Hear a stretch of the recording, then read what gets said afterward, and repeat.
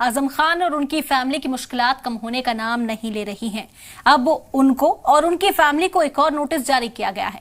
आपको बता दें कि इनकम टैक्स जांच में डिपार्टमेंट को आजम खान और उनके बेटे अब्दुल्ला आजम की तरफ से असेंबली इंतखाब के दौरान दाखिल किए गए इनकम टैक्स हलफनामे में कई गड़बड़ियां मिली हैं।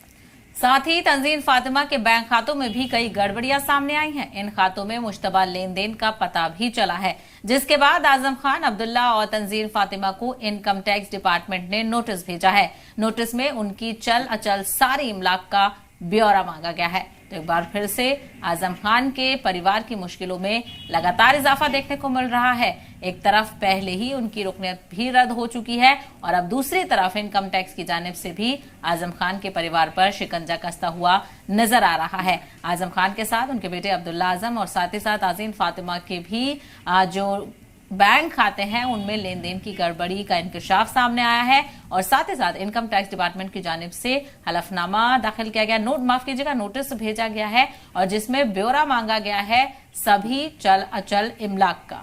बिल्कुल, तो अब हिसाब देना होगा आजम खान, अब्दुल्ला आजम और तंजीम फातिमा को। जो भी प्रॉपर्टीज हैं, चल अचल ब्यौरा पूरी तरह से इनकम टैक्स के सामने रखना होगा। आपको बता दें कि मुसलसल जो मुसीबतें हैं उसमें इजाफा होता हुआ नजर आ रहा है। असेंबली इंतखाब के दौरान दाखिल किए गए इनकम टैक्स हलफनामे में कई गड़बड़ियां मिली हैं।